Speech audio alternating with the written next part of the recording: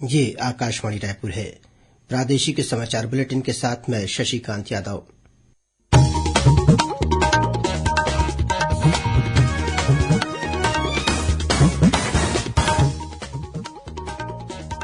और अब पेश है आज के मुख्य समाचार। आज छत्तीसगढ़ सहित देशभर में मनाया जा रहा है संविधान दिवस। भारतीय संविधान की प्रस्तावना का किया गया वाचन। प्रदेश में होने वाले नगरीय निकाय चुनाव के लिए नामांकन की प्रक्रिया कल से शुरू होगी। उधमपुर से दुर्ग आ रही सुपरफास्ट एक्सप्रेस ट्रेन के कुछ डिब्बों में आग लगी, सभी यात्री सुरक्षित। और छत्तीसगढ़ लोक सेवा आयोग ने सिविल सेवा परीक्षा 2021 के लिए अधिसूचना जारी की। प्रारंभिक परीक्षा 13 फरवरी को होगी।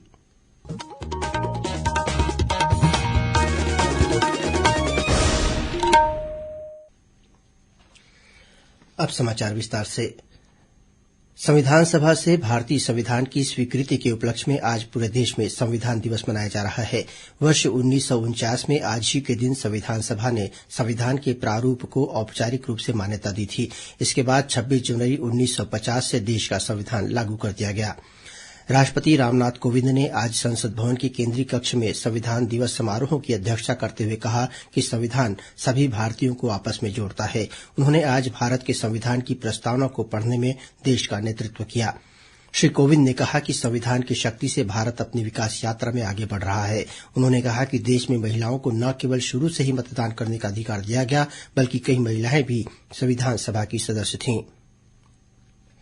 वहीं उपराष्ट्रपति एम वेंकैया नायडू ने कहा कि प्रस्तावना संविधान के उस दर्शन को सार प्रस्तुत करती है जिसमें लोगों ने भारत को एक लोकतांत्रिक गणराज्य के रूप में प्रमुखता दी है।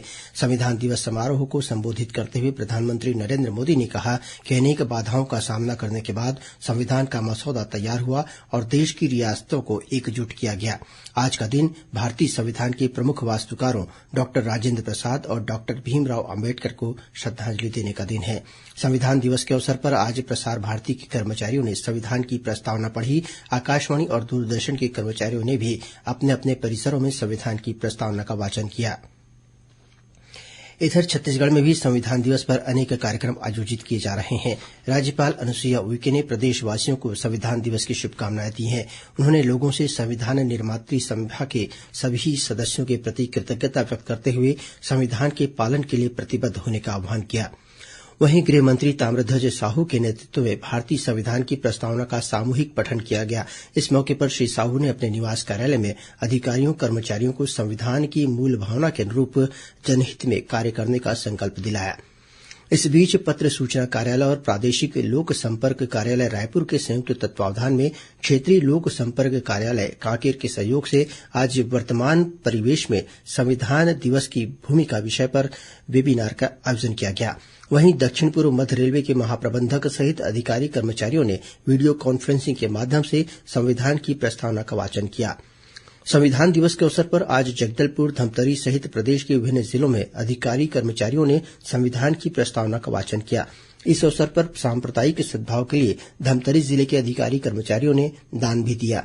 वहीं दुर्ग स्थित हेमचंद यादव विश्वविद्यालय में भी संविधान की शपथ दिलाई गई। इसके अलावा राज्य के स्कूलों में भी आज संविधान दिवस मनाया गया। इस अवसर पर स्कूलों में संविधान की प्रस्तावना का पाठ किया गया। प्रदेश में होने वाले नगरीय निकाय चुनाव के लिए कल से नामांकन की प्रक्रिया शुरू हो जाएगी। नामांकन की प्रक्रिया 3 दिसंबर तक चलेगी। 6 दिसंबर तक नामांकन वापस लिए जा सकेंगे, जिसके बाद चुनाव चिन्ह का वितरण किया जाएगा। 10 जिलों के 15 शहरों में 20 दिसंबर को वोट डाले जाएंगे। इनमें 4 नगर पालिक निगमों बिरगांव, भिलाई, भिलाई चरौदा और रिसाली, 5 नगर पालिका परिषदों सारंगढ़, बैकुंठपुर, शिवपुर, चरचा जामुल, खैरागढ़ और 6 नगर पंचायतों प्रेमनगर, मारो, नरहरपुर, कोंटा, भैरमगढ़ और भोपालपट्टनम शामिल है। 20 दिसंबर को ही 16 शहरों के 17 वार्डों में उपचुनाव भी होंगे। 23 दिसंबर को मतगणना के बाद चुनाव परिणाम घोषित किए जाएंगे। इस बीच रायपुर कलेक्टर और जिला निर्वाचन अधिकारी सौरभ कुमार ने नगरीय निकाय चुनाव की प्रक्रिया पूर्ण होने तक शासकीय और अर्धशासकीय कार्यालयों के अधिकारी और कर्मचारियों के सभी प्रकार के अवकाश को प्रतिबंधित कर दिया है।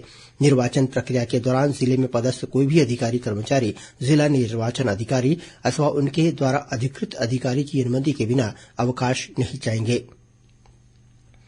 वहीं रायपुर कलेक्टर ने नगर पालिक निगम बिरगांव और नगर पालिका परिषद गोबरा नवापारा में होने वाले चुनाव के मद्देनजर प्रतिबंधात्मक आदेश भी जारी किया गया है। निकायों में आदर्श आचार संहिता लागू होने के बाद कोई भी व्यक्ति अस्त्र शस्त्र विस्फोटक सामग्री सहित घातक हथियार लेकर सार्वजनिक और अन्य स्थानों पर होने वाले सभाओं में शामिल नहीं हो सकेगा। वहीं सक्षम अधिकारी की अनुमति के बिना सभा, रैली या धरना प्रदर्शन नहीं किए जाएंगे। प्रधानमंत्री नरेंद्र मोदी रविवार को आकाशवाणी से मन की बात कार्यक्रम में देश विदेश के लोगों के साथ अपने विचार साझा करेंगे। मन की बात की 83वीं कड़ी के लिए प्रधानमंत्री ने लोगों से अपने विचार और सुझाव देने को कहा है। श्री मोदी ने एक ट्वीट संदेश में कहा है कि वे इस महीने मन की बात कार्यक्रम के लिए लोगों से संभावित विषयों पर सुझाव चाहते हैं। उन्होंने MyGov नमो ऐप पर सुझाव भेजने या अपने संदेश रिकॉर्ड कराने का आग्रह किया। लोग टोल फ्री नंबर 1800-117800 पर कॉल करके हिंदी या अंग्रेजी में अपने संदेश रिकॉर्ड करा सकते हैं। प्रादेशिक समाचार आप आकाशवाणी रायपुर से सुन रहे हैं। श्रोताओं, आजादी के अमृत महोत्सव के तहत प्रादेशिक समाचार एकांश आकाशवाणी रायपुर द्वारा आयोजित किए जा रहे प्रश्नोत्तरी कार्यक्रम की श्रृंखला के तहत आज की कड़ी का प्रश्न पूछने से पहले हम यह बताना चाहेंगे कि श्रोताओं को SMS या ईमेल के जरिए अपने जवाब के साथ साथ अपना नाम एवं पूरा पता भेजना भी अनिवार्य है। जिस प्रतिभागी का जवाब बिना नाम अथवा पते के प्राप्त होगा उसके जवाब को स्वीकार नहीं किया जाएगा। तो श्रोताओं, आज का प्रश्न है, शहीद वीर नारायण सिंह की जन्मस्थली सोनाखान वर्तमान में किस जिले में है? प्रश्न एक बार फिर सुन लें। शहीद वीर नारायण सिंह की जन्मस्थली सोनाखान वर्तमान में किस जिले में है? आप अपने जवाब ईमेल अथवा SMS के जरिए भेज सकते हैं। ये जवाब ईमेल ID raipursawl@gmail.com पर अथवा फोन नंबर 9424208182 पर SMS के जरिए भेज सकते हैं। श्रोताओं को सिर्फ SMS या ईमेल के जरिए ही जवाब भेजने हैं, व्हाट्सएप के माध्यम से नहीं। जिस श्रोता का सबसे पहले सही जवाब प्राप्त होगा उसे विजेता माना जाएगा और उसके नाम की घोषणा कल प्रसारित होने वाले प्रादेशिक हिंदी समाचार बुलेटिन में की जाएगी। साथ ही उसे प्रादेशिक समाचार एकांश की ओर से डिजिटल प्रमाण पत्र भी जारी किया जाएगा। उधमपुर से दुर्ग आ रही सुपरफास्ट एक्सप्रेस के कुछ डिब्बों में आज मुरैना के पास हिम्मतपुर स्टेशन में आग लग गई। हालांकि सभी यात्री पूरी तरह से सुरक्षित हैं। इस घटना में ट्रेन के 4 डिब्बे जलकर खाक हो गए। दुर्ग के कलेक्टर डॉक्टर सर्वेश्वर नरेंद्र भूरे ने भी मुरैना जिला प्रशासन तथा रेलवे के अधिकारियों से संपर्क कर यात्रियों के बारे में जानकारी हासिल की। उन्होंने बताया कि छत्तीसगढ़ आ रहे सभी यात्री सुरक्षित हैं। इस बीच दक्षिण पूर्व मध्य रेलवे के मुख्य जनसंपर्क अधिकारी साकेत रंजन ने बताया कि इस ट्रेन से 107 यात्री छत्तीसगढ़ आ रहे हैं, जिन्हें दूसरे कोच में शिफ्ट करके लाया जा रहा है। छत्तीसगढ़ लोक सेवा आयोग ने सिविल सेवा परीक्षा 2021 के लिए अधिसूचना जारी कर दी है। प्रारंभिक परीक्षा 13 फरवरी को 2 पालियों में होगी। वहीं मुख्य परीक्षा 26, 27, 28 और 29 मई को आयोजित की जाएगी। प्रारंभिक परीक्षा के ऑनलाइन फॉर्म 1 दिसंबर से 30 दिसंबर तक भरे जा सकेंगे। कुल 171 पदों के लिए होने वाली इस परीक्षा में सबसे ज्यादा पद डीएसपी के होंगे। जारी अधिसूचना के अनुसार डीएसपी के 30, डिप्टी कलेक्टर के 15, वित्त सेवा अधिकारी के 10, सहायक संचालक के 11, लेखा सेवा के 12, सहायक अधीक्षक भू अभिलेख के 10 और नायब तहसीलदार के 30 पदों पर भर्तियां होंगी। रेल मंत्री अश्विनी वैष्णव ने विषय आधारित पर्यटक सर्किट ट्रेन भारत गौरव शुरू करने की घोषणा की है। एक पत्रकार वार्ता को संबोधित करते हुए श्री वैष्णव ने कहा कि इन ट्रेनों के माध्यम से देश और दुनिया के लोगों को भारत की समृद्ध सांस्कृतिक विरासत और भव्य ऐतिहासिक स्थलों को देखने का अवसर मिलेगा। इस ट्रेन के शुरू होने से दक्षिण पूर्व मध्य रेलवे के बिलासपुर, रायपुर और नागपुर मंडल के अंतर्गत समृद्ध सांस्कृतिक विरासत और ऐतिहासिक स्थल के साथ ही प्राकृतिक स्थलों पर पर्यटन की संभावनाएं बढ़ जाएंगी। राज्यपाल अनुसुईया उइके ने सैनिक कल्याण बोर्ड के कार्यालय की चारदीवारी में भारतीय सेना के शौर्य की गाथा उकेरने के निर्देश दिए हैं। उन्होंने भूतपूर्व सैनिकों के कल्याण के लिए और अधिक कार्यक्रम संचालित करने को कहा। राज्यपाल से आज राजभवन में सैनिक कल्याण छत्तीसगढ़ के संचालक ब्रिगेडियर विवेक शर्मा ने मुलाकात की। इस दौरान उन्होंने राज्यपाल को बोर्ड द्वारा सैनिकों के कल्याण के लिए की जा रही गतिविधियों की जानकारी दी। डॉक्टर अरविंद नेरल को मेडिकल कॉलेज अस्पताल रायपुर का नया अधीक्षक बनाया गया है। वे डॉक्टर विनीत जैन का स्थान लेंगे। इस संबंध में चिकित्सा शिक्षा विभाग के अवर सचिव राजीव अहिरे ने आदेश जारी कर दिया है। वहीं कोरबा, महासमुंद और कांकेर के अधीक्षक भी बदले गए हैं। अंत में मुख्य समाचार एक बार फिर। आज छत्तीसगढ़ सहित देशभर में मनाया जा रहा है संविधान दिवस।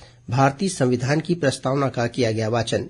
प्रदेश में होने वाले नगरीय निकाय चुनाव के लिए नामांकन की प्रक्रिया कल से शुरू होगी। उधमपुर से दुर्ग आ रही सुपरफास्ट एक्सप्रेस ट्रेन के कुछ डिब्बों में आग लगी, सभी यात्री सुरक्षित। और छत्तीसगढ़ लोक सेवा आयोग ने सिविल सेवा परीक्षा 2021 के लिए अधिसूचना जारी की। प्रारंभिक परीक्षा 13 फरवरी को होगी। इसी के साथ प्रादेशिक समाचार बुलेटिन समाप्त हुआ। नमस्कार।